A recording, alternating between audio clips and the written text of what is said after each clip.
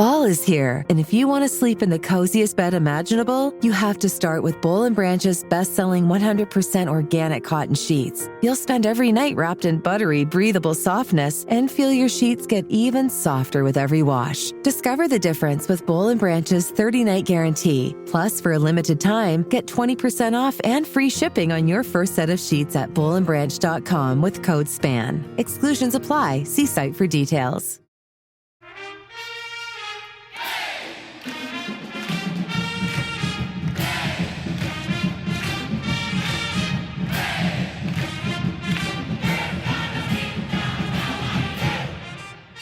Hey there, Duke fans. Welcome to episode 655 of the DBR Podcast, the Duke Basketball Roundup. I'm Jason Evans. I'm joined by Donald Wine. I'm also joined by, about 40 or so other people right now, and they keep on showing up. It is the live edition of the DBR Podcast. We are here. It is exactly 4 o'clock. Well, actually, it's like 4:05. We're letting people show up in the waiting room a couple minutes later. You know, that's just how we roll. But Donald, this is going to be fun. Not only was the exhibition game fun, but now we've got all these people just waiting to chat and join in and watch you and me make the sausage, so to speak. I am so glad that we have two great games that we can talk about, both football and basketball. Of course, football is bowl eligible for the first time. We will talk about that. And of course, Jason, we're going to talk about that 51-point blowout that we had on the basketball court just an hour ago. Yeah, exactly. And you know what? Let's begin. Let's just start right in with the conversation about the game. I want to start with this, Donald. Starters were not where I expected. I came on here and I told the whole country, here are the Duke starters. And I was wrong, not just by one. I was wrong by two. The starters for this game, Sion James and Maliq Brown both start. No Manman, no Tyrese Proctor. Clearly, it definitely impacted Tyrese Proctor's game. He was terrible because he didn't start, right? Not quite. What's your takeaway? What's your thought about the rotation and how Jon Scheyer rolled out the starters today? You know, I think it felt like this game was a continuation of the building process that they've done all year, all fall long, with the fact that you have a starting five who is unlike anything that anyone out there has ever said. And it wasn't just you, Jason. There was a bunch of people who had pegged the starters. We even had we had Rod Baxley a couple weeks ago. He said, I know the five starters are going to be. John Rothstein thought he had five starters, and they were not like that. I will say, Kamen Maliq fractured his left hand, and so he had a little bit of a brace on there. I'm sure all of you out there could see that, and that's probably why he didn't start. Now, would this be a regular game? Would he start?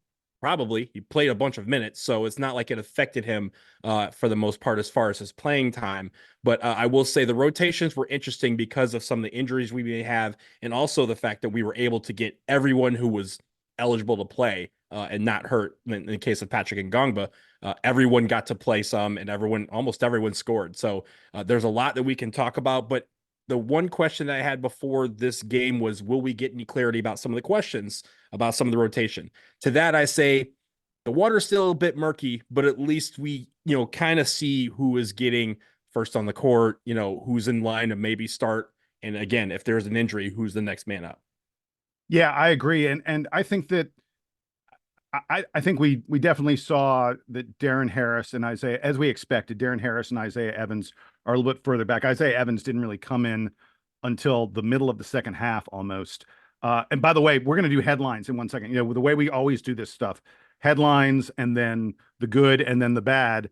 We're going to do headlines in a second. And for everybody on the meeting right now, raise your hands if you want to do a headline. I got one queued up, and we're going to do him in just a second. But I hope there will be other people who come up with a clever headline for us. But in terms of rotations, before we get to that, I just wanted to mention that I was wrong about Mason Gillis, who played significant minutes and frankly came in, essentially at the same time as Kamen Maliq. Maybe rather than Duke being 7, I think Duke's going to be 8 deep. But then the other thing I wanted to mention about the rotation was when they came in, Darren Harris and especially Isaiah Evans, I mean, those guys can be the best 9th and 10th men in the country. Isaiah Evans, when he gets hot, forget about it. Dude can just rain.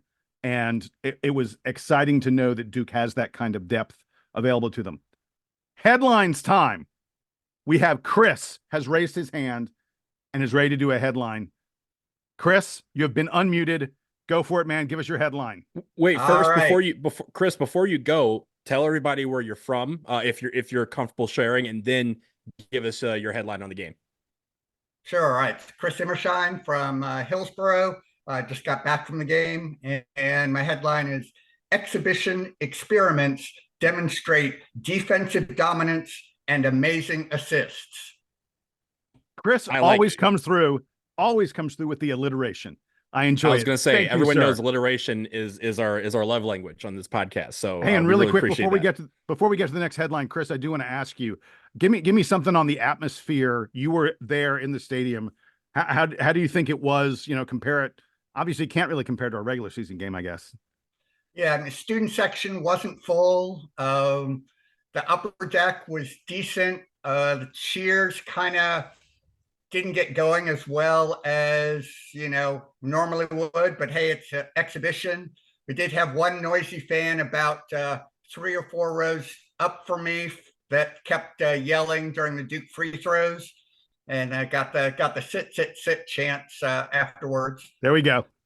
Yeah, but when the team performed, a couple of those lobs and alley-oops that got the fans up out of their seats, and good to see everybody back. I love it. We got a headline from John Grantland. John is another one of those guys. I love it. That just always comes through with some good headlines.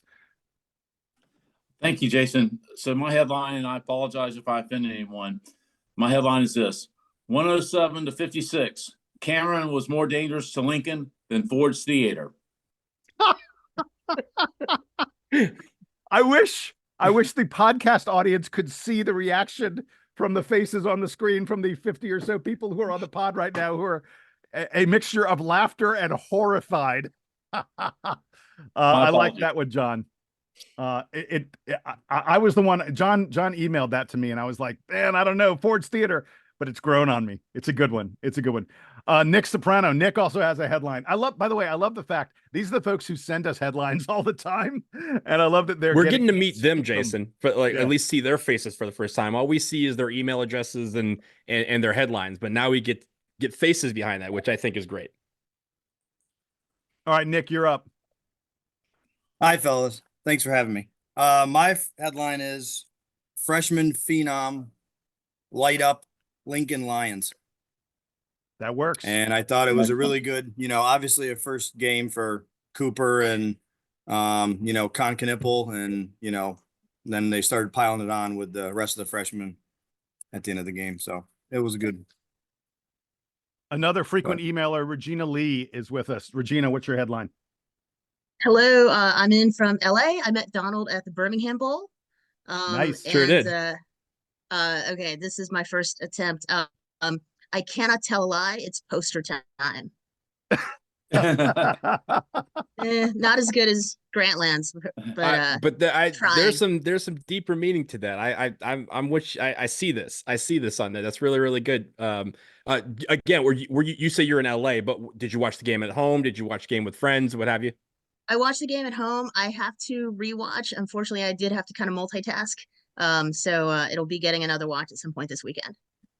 Well, at least it was a good one to watch over and over and over again. There's a lot that you can see. There are a lot of highlights from this game. I will say, anyone who has the ESPN notifications, I hope you turn them off about 4 minutes into the game, because they literally were posting Duke highlights every 30 seconds. That's how many many plays were able to be cut into something that they could post. So I really, really like it. Well, and I think that the ESPN notification folks were like, Cooper Flagg walks onto the floor. See it live now. Everything about Cooper Flagg is a headline. Hey, folks, before we get to the good and the bad, I want to ask everyone, just because we've got 50 plus people here on this chat with us, on this Zoom with us, I'm about to launch a poll. I want everyone to tell me, who's your pick for the man of the match? Who do you think was the best player in this game? Scroll down. There are plenty of options there. I've listed everybody down through Spencer Hubbard, Stanley Borden, Cameron Sheffield, sorry. But I want to see the votes. And while everyone is voting, Donald, let me ask you, who do you think was the man of the match? I don't know. I think it's hard to say. It's Wait, easy, dude, but I will you say this. always cop. Hang on, you Well, first always of all, cop out on this. First of all, you put me on the spot, so I got to think about it because I was going to actually, before we get to that, and I will answer your question, Jason. There was another headline that was submitted in the chat, and I want to Go make ahead, sure yeah. it's read because they didn't want to go on camera. It's from Jeff Manis. I hope I'm pronouncing your name right, but he said can't go on camera, but have a headline. The headline is surprising start, same story. Duke downs Lions. Now, there's a couple other ones down here that have come in. Joseph Nagy said he's not creative enough to make a full headline, but I think there's potential with Kon Ktripple. We'll talk about Kon Ktripple during the show, I'm sure. That's and then pretty Brian good. O. Hey, that is pretty good. Brian O. Also, he said he just wants. He said not really a headline, but we don't do not really headlines here. We're just going to read it. And he says Coop's debut. Our flag means dunk. So I thought that was pretty good too. Now, Jason, to get to your question about the player of the game, I'm going to go, you know what? I'm going to go with Kon Ktripple because if there was a question out there about this team, one of those main questions was, is Kon Ktripple really this dude that's supposed to be one of the best players in the ACC? I saw nothing here to answer that question in a negative. He went 5 for 7 in the first half. He had 15 points, finished with 17. So he kind of dropped it down a little bit in the second half, but that shot was there. And I'll tell you, Jason, his shot is like a Larry Bird shot. Like if you like the first time actually seeing it in person, it's a Larry Bird release. He catches the ball high, he releases it high, he releases the ball very quickly. And it's to the point where if you're guarding him, you don't know if he's going to dribble, if he's going to, kind of jab step, or if he's going to shoot it, because the way he catches the ball, he's in a position that I think should be taught in every gym around the country. It's caught in a way where he is ready to be a quote triple threat player. And most of that time he was shooting it and scoring, but also able to get to a spot. You saw a little bit of his passing ability.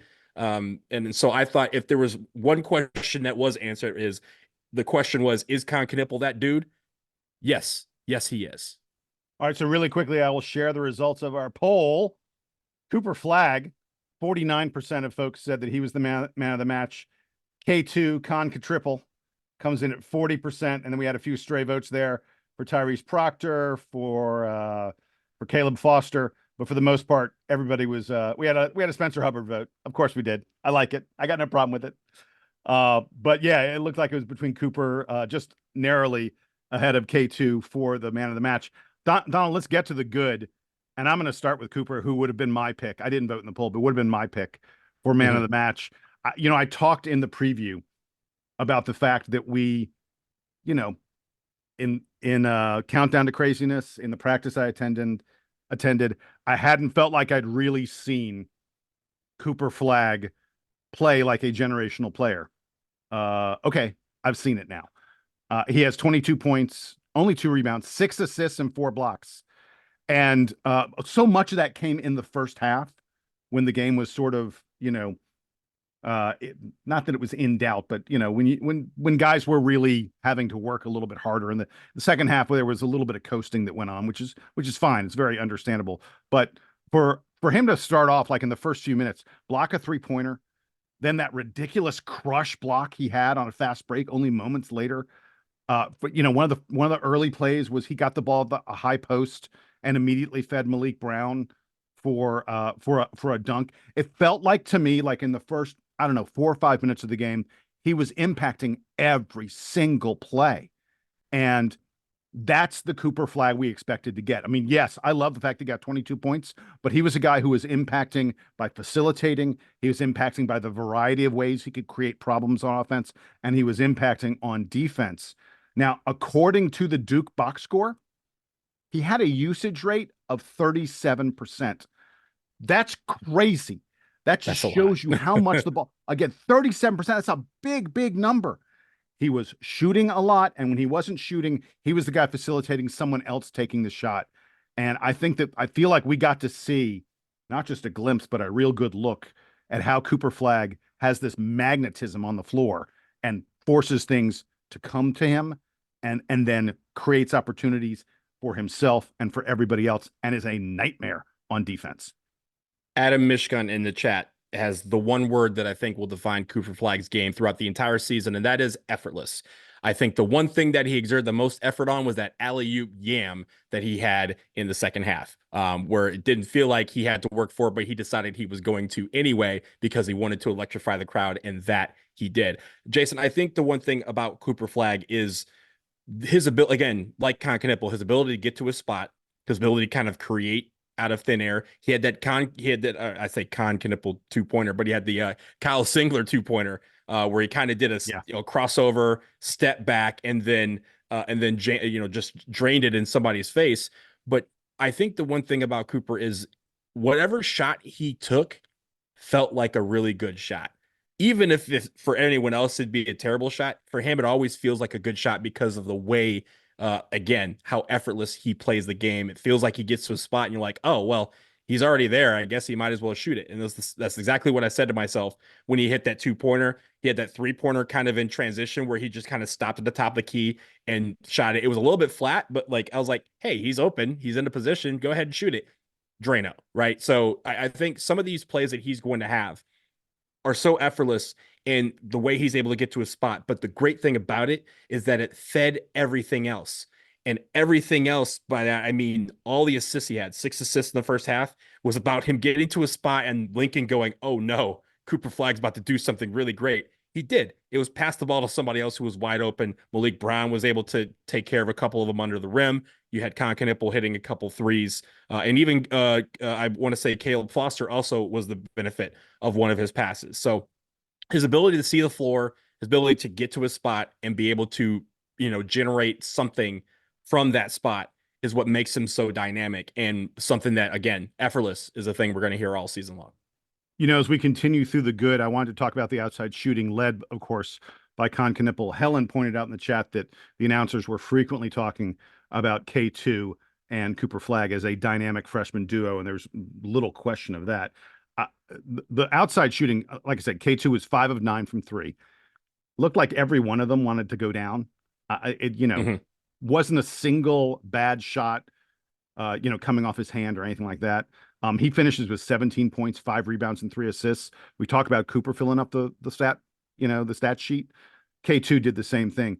But Duke as a team, 15 of 37 from 3. That's better than 40%. And it's worth noting in the first half, they were 9 of 19 from 3, 47%, almost 50% from 3 in the first half alone. And one thing I really noticed, Donald, was the shot selection. If you look at our shot chart, it is almost exclusively 3-pointers or shots in the lane. And everyone who listens to this podcast knows I'm obsessed with shot selection. The fact that Duke had 37 threes and 34 twos in this game, and of those 34 twos, I haven't looked exactly, I think 32 of them were shots in the lane. Like Cooper took a couple mid-range jumpers, but for the most part, this Duke team shot selection was absolutely outstanding. Yes, there were a couple little things that Cooper did. He's taken shots that are lower percentage shots than I would want, because I think he's preparing for the NBA where that shot is perfectly allowed because those guys are so good. And frankly, he's not really a normal human being, so I guess he's allowed to take those shots. But the rest of the guys got the memo. Shots in the lane, shots from 3, and nothing else. It was gorgeous to watch. Helen in the chat said, I thought of Jason when Flagg hit a mid-range jumper, and I'm laughing at that. That's because it's what we talked about. And honestly, before, if you've heard some of the other pods and we've talked with other people about this team, they said that the point of emphasis for this team is they want to take threes and shots at the rim and try to eliminate everything else, because those are the high percentage shots that everybody goes for. But they also think that their strengths of this team are highlighted beyond the arc and right at the rim. We have guys who can finish. Maliq Brown was 3 for 3. I think he had 3 dunks, and they didn't feel like they were like huge jams, but he was open on all 3 of them. Like, there was not one of those baskets where anyone was in 10 feet of him, because again, someone was able to get into space, have people close in on him, and Maliq Brown was able to slip behind that defense and get open. So I really enjoyed that. The one thing also about the shot selections, that a lot of it was bred by the pass, which I think is great. A couple people pointed this out in the chat. 13 assists on 18 made baskets in the first half. We finished with 25 assists on 37 made baskets. Ladies and gentlemen, I'm not doing the math on that, but that's good. That's what we want to see. We want to see ball movement. We want to see guys being open. And again, when we were playing better teams, the back-breaking things is going to be us passing it around and getting somebody open for a three or getting someone open for a dunk. Again, the two shots that we're really looking for here. So if somebody, does this bing, bang, bong pass around the perimeter and gets it to Kon Ktripple for a three and he drains it in somebody's face, I guarantee you after a while, the other team is going to call timeout because they're sick of that. Or if you pass it into Cooper Flagg, he kind of dribbles in and then dumps it off to a Maliq Brown or to a man for a dunk. I promise you, these teams are going to call timeout because they're going to want to try and figure out how to stop this bleeding.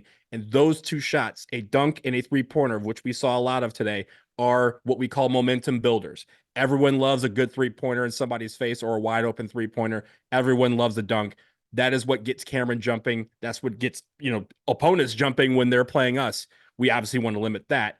But I think at the same time, if we're able to continue to pass the ball around, we're going to get ourselves in great positions to take great shots. Hey, Sean Jarrett pointed out in the chat that 7 different players made three-pointers in this game. And you said you weren't going to do the math. Well, I went ahead and did it. 25 assists on 37 made field goals is a 67.5% assist rate. 67% assist rate. That's like the kind of thing you get against Syracuse back when they used to play that zone all the time.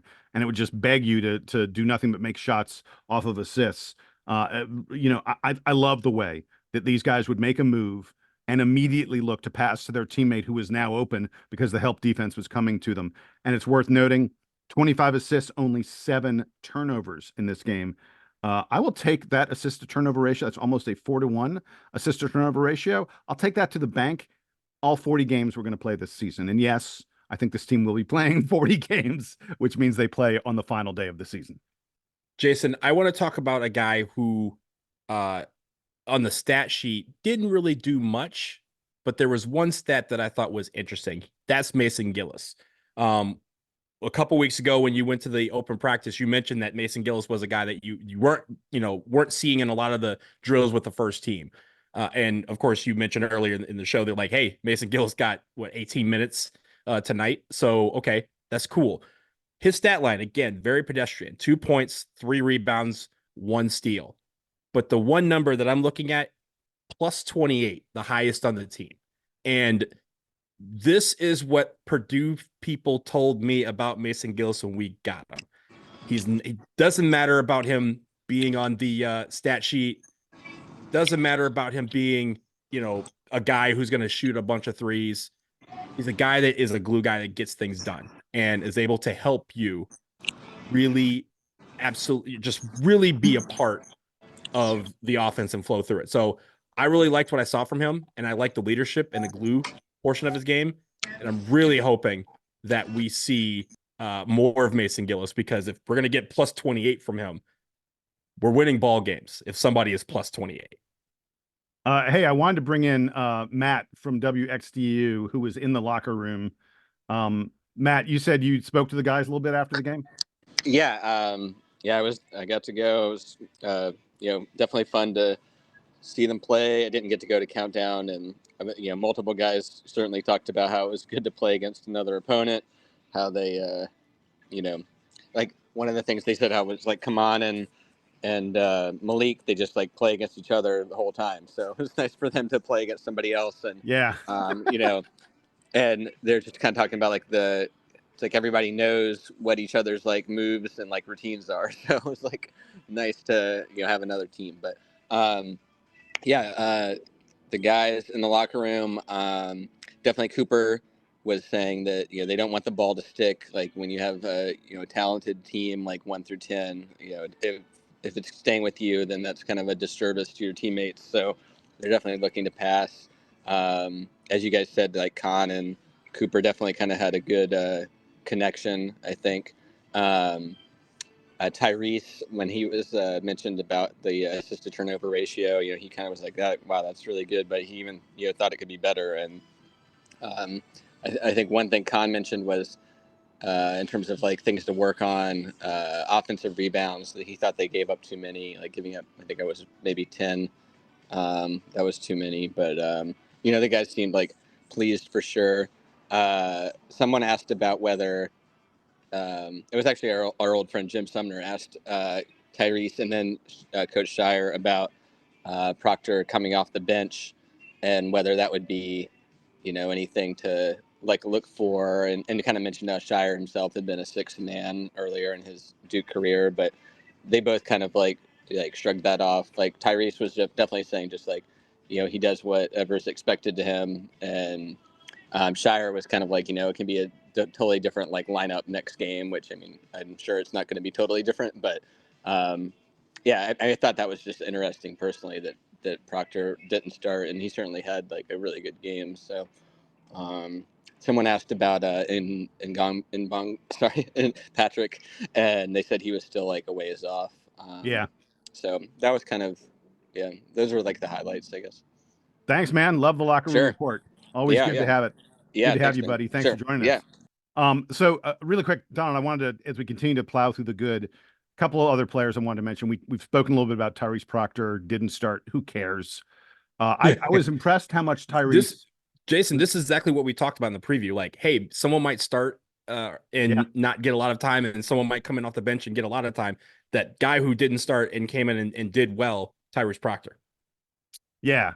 And I like that he was really looking for his shot. Tyrese was looking to score more than we've seen from him, I think, in the past. 5 of 7 from the field, got to the lane a lot, got fouled a tremendous amount, ended up hitting 7 of 8 free throws, which is good because the rest of the team wasn't that great at the free throw line, but Tyrese was quite good at the free throw line. 2 of 4 from 3. The only shots he missed were 3-pointers that were good looking 3-pointers. And then the other person, we haven't really mentioned his name that much. I do want to talk a little bit about Manman. 11 rebounds, 6 of them offensive. 6 offensive rebounds is a big number. Had a couple block shots, and I think the 2 block shots doesn't fully show his impact on the defensive end of the floor. You saw Lincoln a number of times heading towards the lane, and they saw that 7-2 with a 7-6 reach dude standing there. I believe that his arms are 9'6" when he stretches them all the way up. 9'8" is a standing reach. 9'8". Okay, 9'8". My the rim bad, is yes. 10 feet, so he literally can stand and almost grab rim from just flat-footed, which I would love to be that tall. Yeah, so he impacted a number of shots, I think, and I'm so eager for him to get more involved on the offense because I think that's going to happen at some point this year. And it's a little bit scary to think about, what this team is going to be when he becomes a bit more of an offensive threat. He confidently took a 3-pointer and didn't immediately get sent to the bench. So it is abundantly clear that John Shire is comfortable with him taking that shot. I just, man, that kid's potential. James Arnold in the chat said, yeah, Common has incredible potential. James, that's the understatement of the day, man. I mean, the potential on that guy is off the damn charts. I will say there was one play that kind of really accentuated where that potential could go. He reached over some dude, and by say reached over, it wasn't like an over the back, but he jumped over somebody's back without touching him, grabbed the rebound, landed in the lane, and he kind of twisted his body so that his back was to the basket. And in one felt swoop, he kind of turned around, saw Kon Ktripple flying towards the rim, and dumped the ball off to him almost in no look style. And Kon had that dunk. Now, that was the play of the game before the actual play of the game. It came a couple minutes before. Wait. All right, so we're going to do this now. All right, we're going to do this now. All right, everybody, time for another poll. Oh, yeah. Okay, because we've talked about these a little bit. Wait, I got to find the right poll. Here's the right one. Okay. I want to know the loudest moment, biggest moment of the game. Here I wasn't even trying to tease that. But I was just saying that the Kon dunk off the offensive rebound was typical of what Man is going to do, right? Because yes, we're thinking about he's going to be able to do dunks, but that vision, because of the fact that he's the tallest guy on any floor, just about, that he'll step onto, the fact that he's able to see the floor so well, that again, that passing is all going to be really big part of his game as well, because we've talked about the fact that he can shoot it from 3. We've seen him in the Basketball After League do that. We know he can yam. We know he can send someone's shot into the parking lot. But what we also talked about when he was committing was the fact that he is an elite passer for a big man, and he's able to see the floor. Those are some of those assists that you're going to see, those little assists that when the opponents look at the game film, they're going to be like, damn, we should have put a body on Man because that kid can pass the ball in addition to play with good defense. All right. So while you were talking, everybody was voting. Here's the poll question, the loudest moment, the biggest moment in Cameron today for the exhibition. I actually phrased it as what was the blow the roof off moment today. And the nominees are Kon's dunk off of Man's offensive rebound that you were just talking about. Cooper's one-handed slam from Maliq Brown, which was just unbelievable. The alley-oop, yep. Yep. And then the last nominee, Spencer Hubbard, with the driving layup, the and one shot. Everybody loves Spencer Hubbard. Not Stanley Hubbard. I will not call him that ever again. My God. I'll be living that down forever. And so we got enough people who participated now. I'm going to go ahead and end the poll and share the results. The winner is Spencer Hubbard. Spencer's and one comes in at 38%. 32% voted for Kon's dunk off the Man rebound. And then Cooper's one-handed slam from Maliq Brown off a steal by Caleb Foster, I believe, comes in just under 30%. It's a pretty close race. I mean, frankly, there's just one or two votes that separated those three moments, but man, that was those were all three very big. Joseph Nagy also put in the chat, Coop's massive block felt like an honorable mention. And yeah, I feel like he would have stole some votes from a couple of these with the one that at first, first of all, when it happened because of the angle of the cameras at Cameron, which we're all used to at this point, at first it looked like Cooper got that with his face. Like he blocked it off the backboard with his face. Then you saw the replay and I was like, oh, was that his elbow? I think that was his elbow, but it was like a double elbow, like where he kind of like pinned his elbow on the backboard in effort to kind of slap the ball off the glass. Incredible effort. Something I will never be able to do. Even if I was man size, I don't think I'd be able to have that sort of athleticism. And I consider myself fairly athletic. So a really, really solid play. Again, the first of many for Cooper Flagg. Yes. Yeah. And people are putting in the chat a number of other Cooper Flagg plays that all could have been nominees.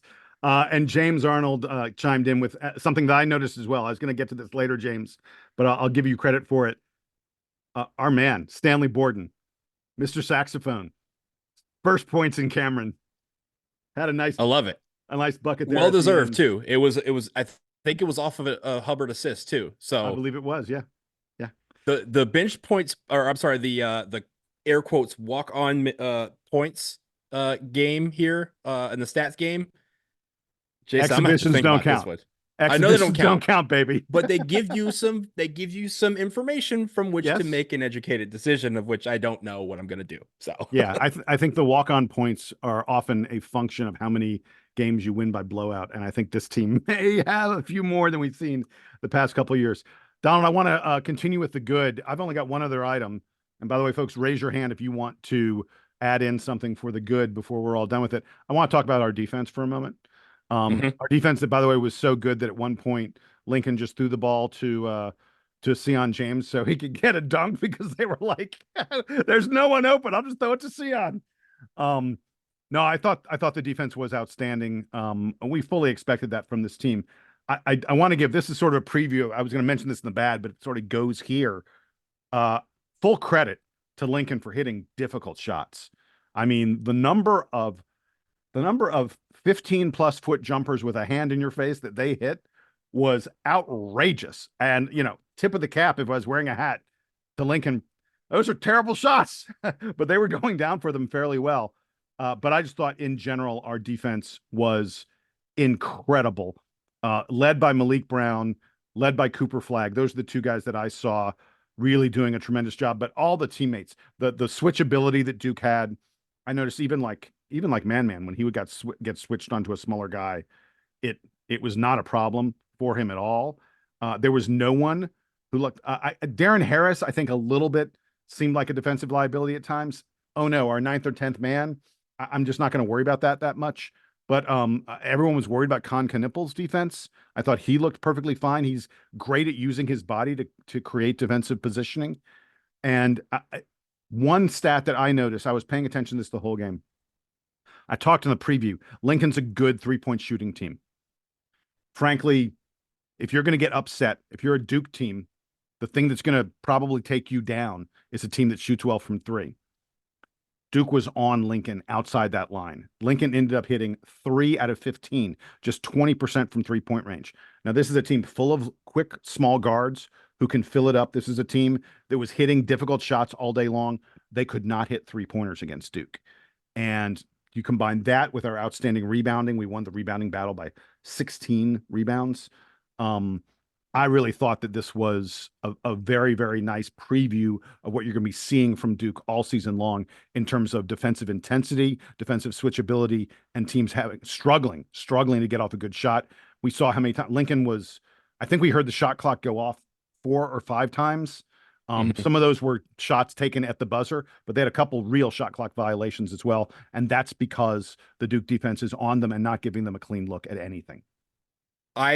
I think the 2 things that I note, or there's 3 things that I should note about the defense. 1, we forced 18 turnovers, and that leads into the second thing, which is the number of steals we had. I believe we had 12 on the game. We only had 4 in the first half, but once we started getting into passing lanes and really being active in the passing lanes, it led to a lot of steals and a lot of points for Duke. We were able to get 36 points off of turnovers.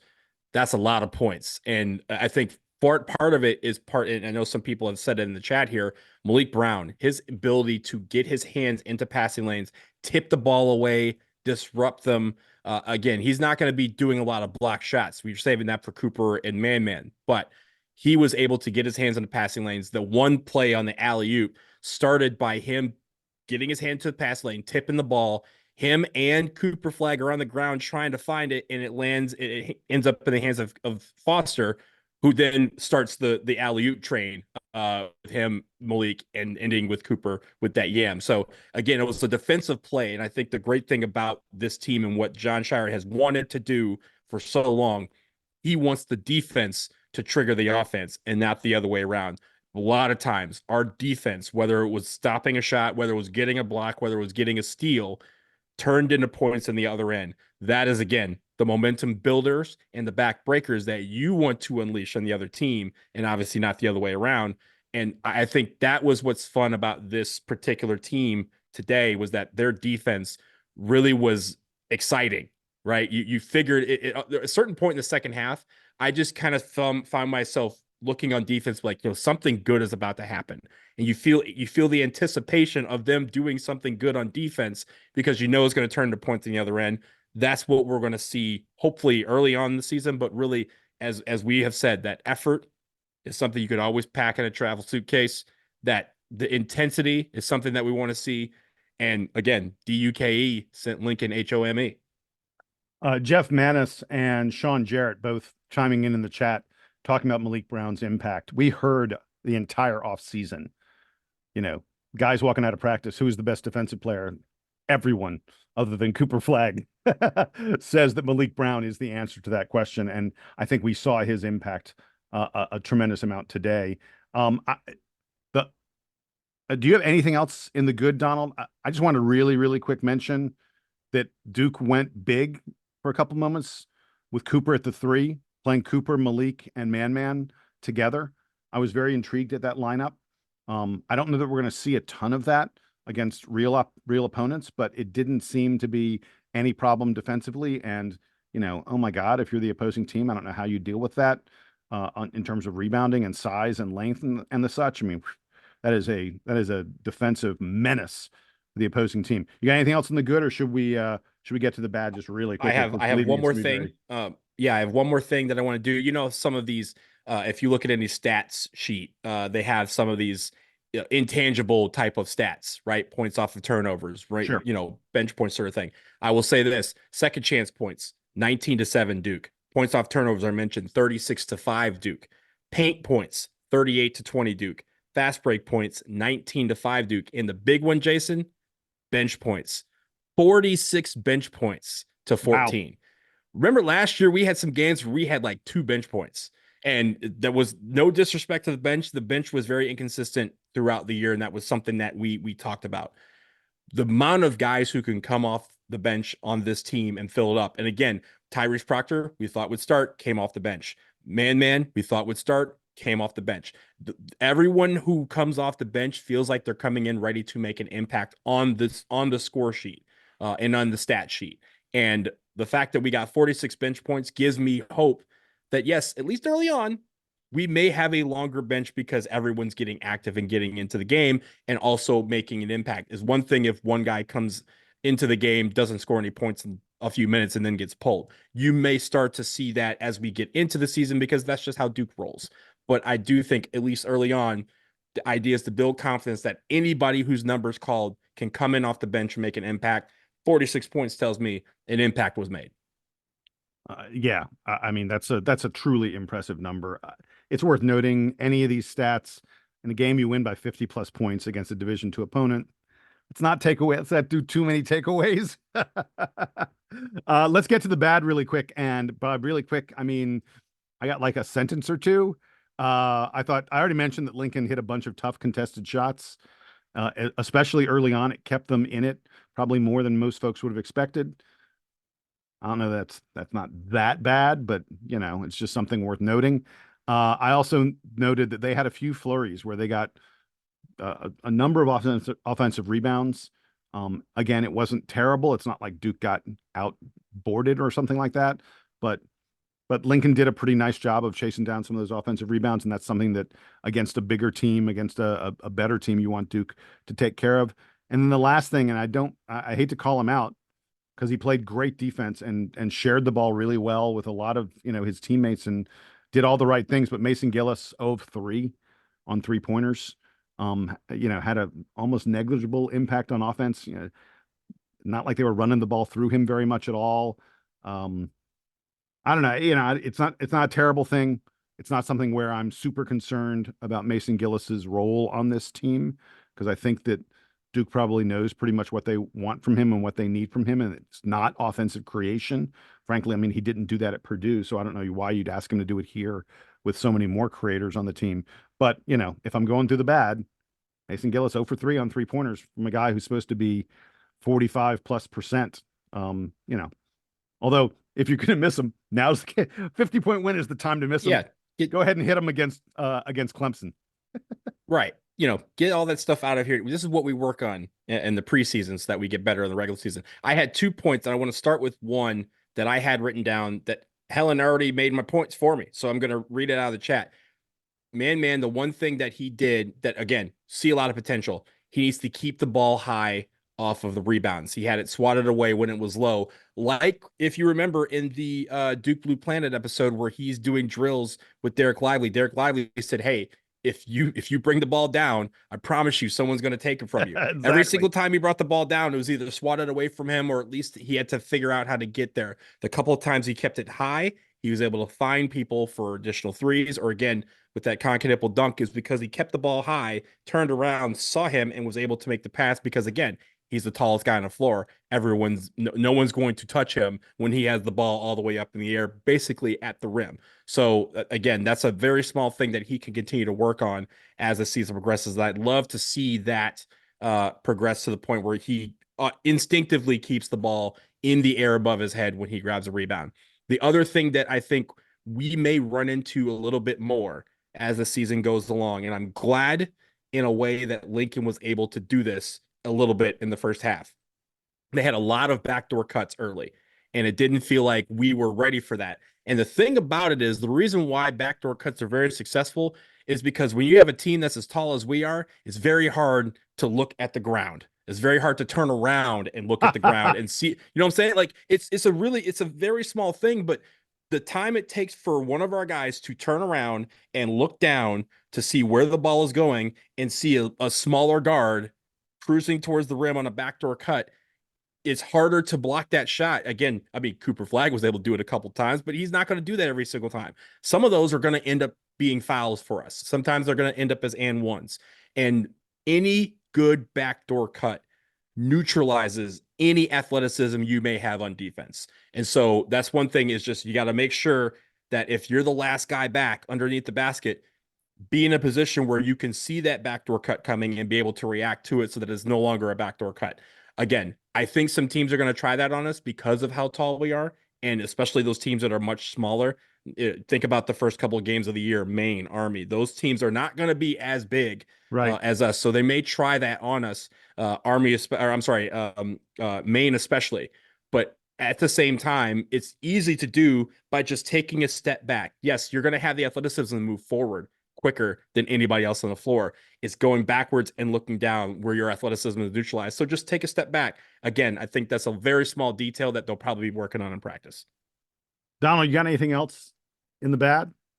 No, I think free throws. I think that's the only thing. Oh, that's a good point. Yeah. 18 for 26, 69%. Not bad, but not great. You'd love to see that closer to 80%.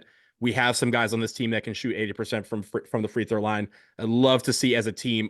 I always say if you get to 75% as a team, you're doing quite well. If you get to 80%, you're elite.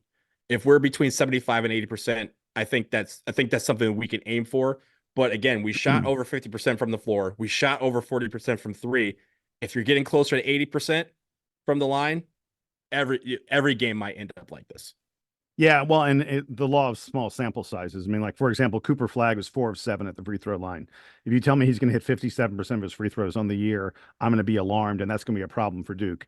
On the other hand, if he hits one more, if he's 6 of 8, then he's 75%. Right.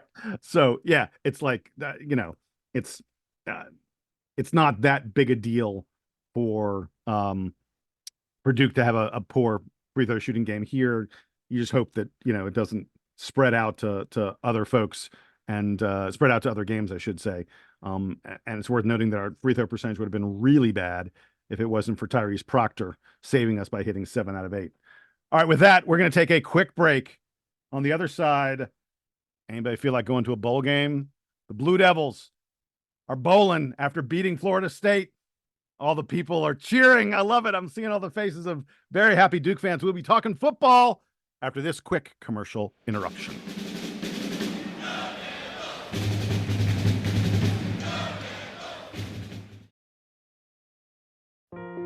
Fall is here, and if you want to sleep in the coziest bed imaginable, you have to start with Boll & Branch's best-selling 100% organic cotton sheets. You'll spend every night wrapped in buttery, breathable softness and feel your sheets get even softer with every wash. Discover the difference with Boll & Branch's 30-night guarantee. Plus, for a limited time, get 20% off and free shipping on your first set of sheets at bollandbranch.com with code SPAN. Exclusions apply. See site for details. At your job, do you ever have to deal with a nose roller? How about a snub pulley? Well, if you're installing a new conveyor belt system, dealing with the different components can sound like you're speaking a foreign language. Luckily, you've got a team ready to help. Grainger's technical product specialists are fluent in maintenance, repair, and operations. So whenever you want to talk shop, just reach out. Call, click Grainger.com, or just stop by. Grainger, for the ones who get it done.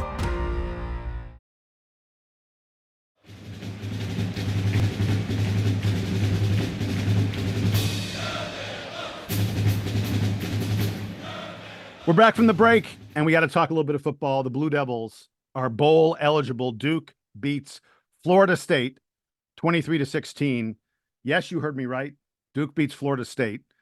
We have now played Florida State 23 times, and we have won once.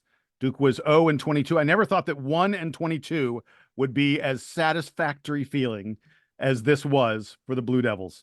A great win that really... credit to our defense. It was all about the defense because the offense, just didn't really have it. Donald, there were some amazing sequences in this game. I mean, we had a fake punt and then a blocked kick that was actually blocked by the holder. I mean, like, we had a run of 3 consecutive turnovers that Duke forced on Florida State. A pick 6 for a game that was frankly not the best executed game on offense by either team. It was a lot of fun to watch because there was crazy stuff happening left and right. Fumble recoveries, pick 6s. I mean, the final few minutes of the first quarter was like unbelievable to watch. It was a fabulous victory, and the defense was the team that led it. Jason, first of all, I think you understated the fact that we beat the Florida State Seminoles for the first time ever Y'all know me out there. I am a Miami alum as well as a Duke alum. Let me tell you, both sides of me are happy today. Both sides of me are always happy when we beat Florida State. I would love it if we beat Florida State at anything. Chess, basketball, floor hockey, reading the phone book, it does not matter. We beat them in football, ladies and gentlemen, and I don't care how we did it. I don't care that we're going to talk about how we did it and what we should improve on, but we're going bowling. Shout out to Vegas because I put a nice little over 5.5 wins bet that has already covered, and we're not even halfway. We're just a little bit halfway done, through sir. October. Yes, I had faith in my team, but to do it over Florida State is incredible. We moved to 6-1, 2-1 the ACC, and again, we get to figure out where we're going bowling. But again, we need to continue to keep. We have a tough road coming up, but we have to continue to show signs that we are getting better on both sides of the football because that is what bowl people look at. I will say I had sources on the ground last night in Wally Wade. People from the Gator Bowl and from the Duke's Mayo Bowl were present.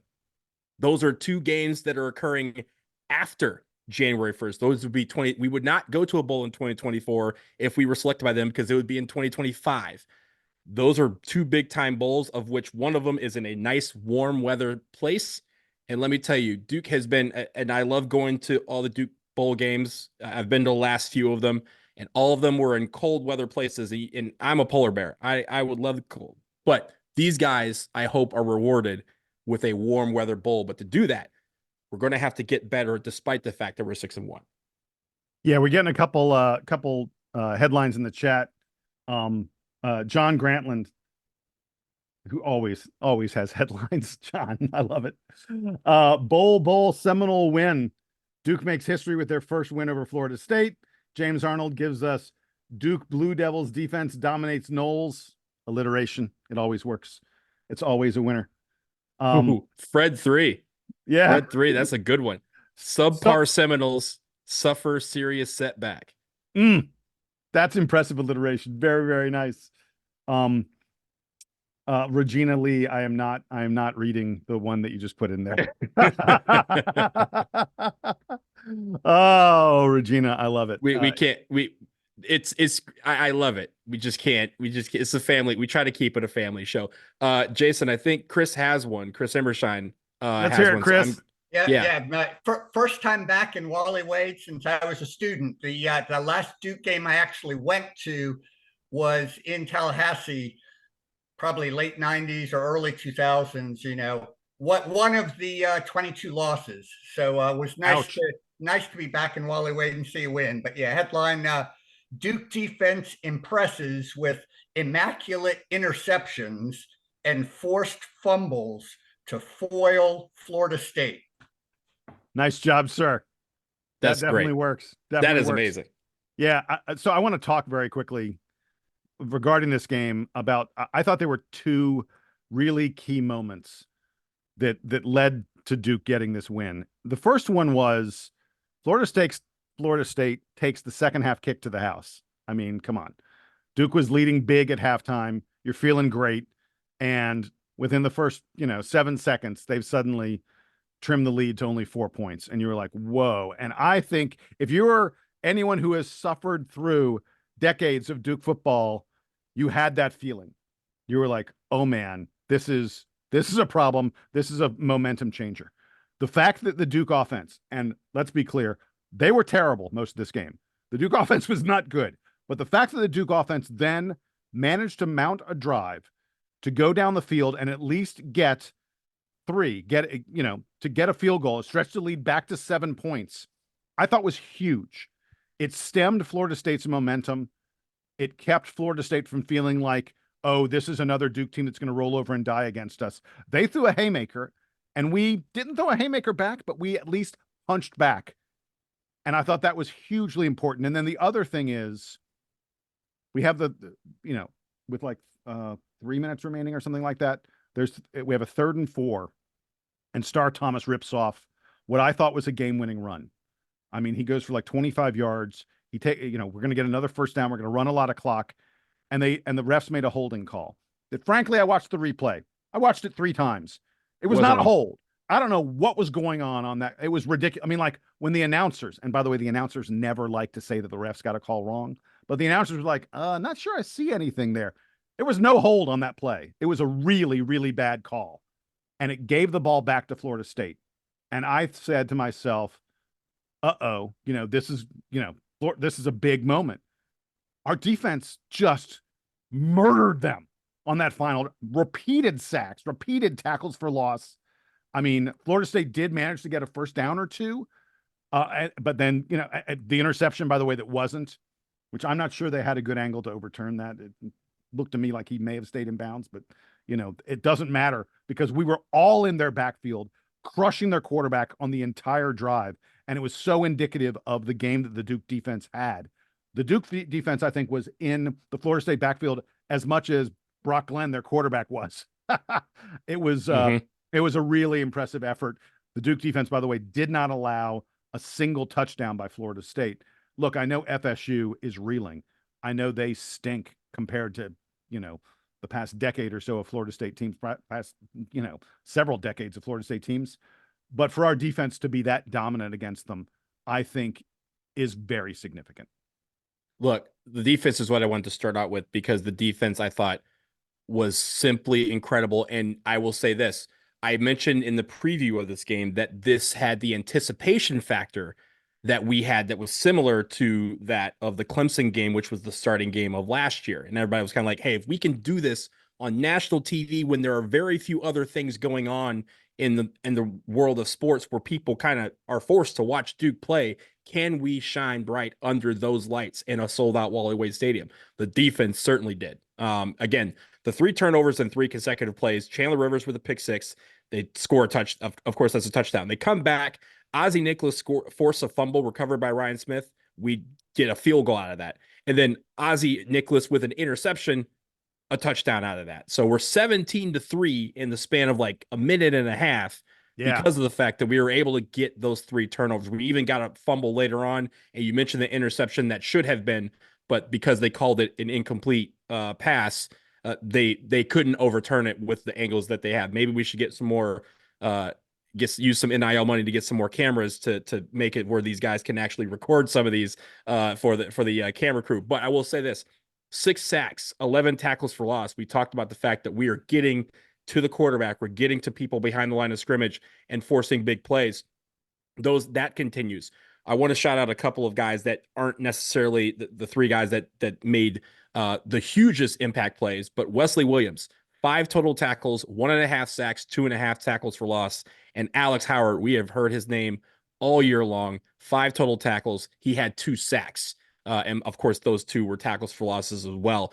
The impact that they have is the reason why we won this game. And as I shift to the offense really, like, if you're talking about it, I know the offense has been working hard to try and improve, but last night it wasn't great. And that's being nice. They only had 62 total yards in the first half, but we were still up 17-6 because of the defense. The Duke offensive line, credit to them, they did not allow a sack. So it wasn't the fact that people were getting to Maliq Murphy and forcing him to the ground, but these guys have to figure out how to get back on track and really start affecting things from a point standpoint, because if they can't move down the field and score, the defense is going to get tired from being on the field so long. And and we've seen that in previous years, when the defense gets tired and finally has to, can't help itself to break, that's when the floodgates open, and that's when teams took advantage of us. So we really want to keep the defense fresh. To do that, we need the offense on the field for much longer than they're doing and to be more productive than they've been doing.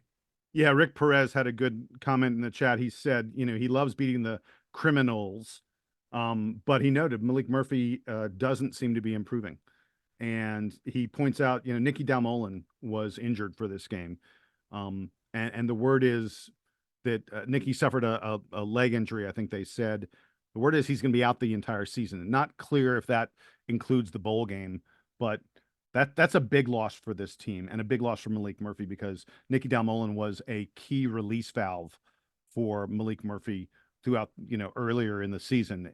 Regina said it's an Achilles. And if it's Achilles, that is absolutely heartbreaking and unfortunate for Dalman, because I thought after Hasley went down with his leg injury, that he stepped up in a big way, especially right immediately after that injury. He stepped up in a big way. So for him to also, if it is an Achilles and he's out for the rest of the year, that is completely gut wrenching and heartbreaking for him.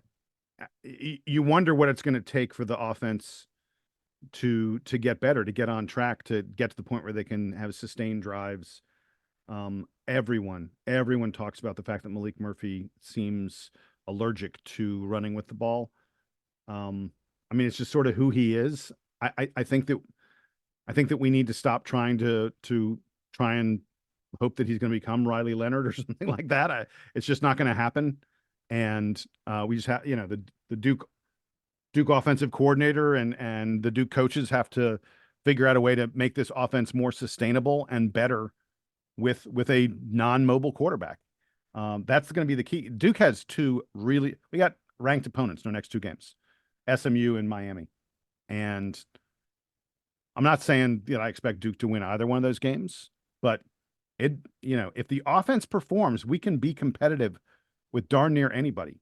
And, at 6-1, special things could happen if we get enough production from the offense. I'm not sure we're going to, though. So, Jason, you and I were talking about this morning when we were chatting about this particular show. But newsflash, by the way, Donald and I talk a little bit when we're not on the podcast. We speak. We are friends. We speak about football and basketball. But I will say this: the offensive coordinator for Duke came from SMU, who we are facing next week. SMU, if you remember, the reason why we got him is because SMU's offense last year was very prolific. They were averaging, I think, like 47 points a game. This year, they have not dropped off. They are still, getting a lot of points. They may not have won all their games, but they are getting a ton of points generated from their offense. And while having, with that happening over there, here at Duke, the offense has been very stagnant for a lot of stretches this year. And again, when we talk about the fact that it took a defense and a special teams error, one special teams error could have cost us the game because our offense was just not flowing. The savior is the defense. But next week, SMU comes to town. I promise you, this Duke offense better be ready to match that of the SMU offense, because if they can't, this track meet will be over very quickly. And I think the one thing, hopefully, is that with SMU coming to town, there's a little bit of extra motivation on the part of the offense to look good for their offensive coordinator, to show that, hey, yes, the fact that you came here, we did not let you down when it came time to go against your team that you just left. So I think that is a really big deal. But the biggest part of all this, right?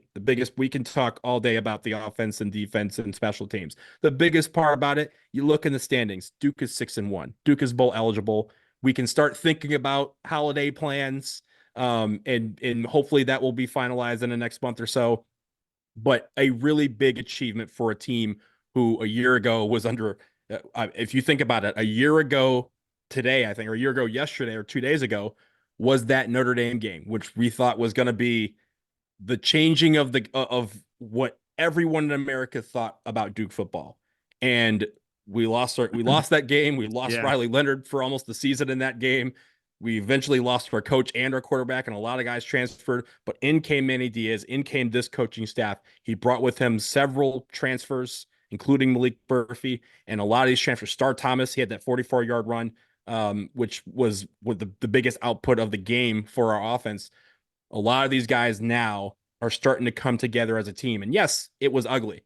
But it was ugly against Florida State, and we got it done for the first time in the history of the school. So I'm really, really glad that we can sit here and be nitpicking essentially about the fact that we're a 6-1 team. That's really, really, that's much better than what a lot of us here have been used to over the last, couple of decades. I'm so glad that they're bowl eligible again. I'm glad that this staff and this team has the opportunity to continue to play football into December and maybe January. And we'll see where the rest of the season goes. I think that's, at this point, house money is on the table. Might as well play with it. I like it. With that, I think we're going to wrap it up here on the live edition of the DBR podcast. Thanks to all of you for chiming in, for, being a part of all this. I just hit the button, Donald, so that anybody who wants to can unmute themselves, I think. So if people want to just start screaming, they can. This is a ton of Organized fun. chaos. Yeah, exactly. This is a ton of fun. We appreciate you guys being fans of the podcast and, joining us on this special edition. By the way, check your feed. We're going to have there was too much stuff to talk about. Donald and I are going to have another episode in a matter of hours where we will be talking about the coaching change in the ACC, Tony Bennett gone. We're also going to talk about some ACC preseason awards that were handed out by the media, and a few comments we've got on that stuff. So look for that in your podcast feed. And now everybody say goodbye, Donald and Jason. Thanks, Goodbye, Jason. Donald. Thank Good you. job, guys. Bye-bye. London, man. Let's go, Duke. Let's go, That- Duke. Let's go, That sound you hear, Duke. we're not even, you know what, Jason, when you do this, don't even put the Duke band. Love them, but that's how we send them home. Yeah. Y'all are the best. Thanks, guys. Go, Duke. Bye-bye. Bye-bye.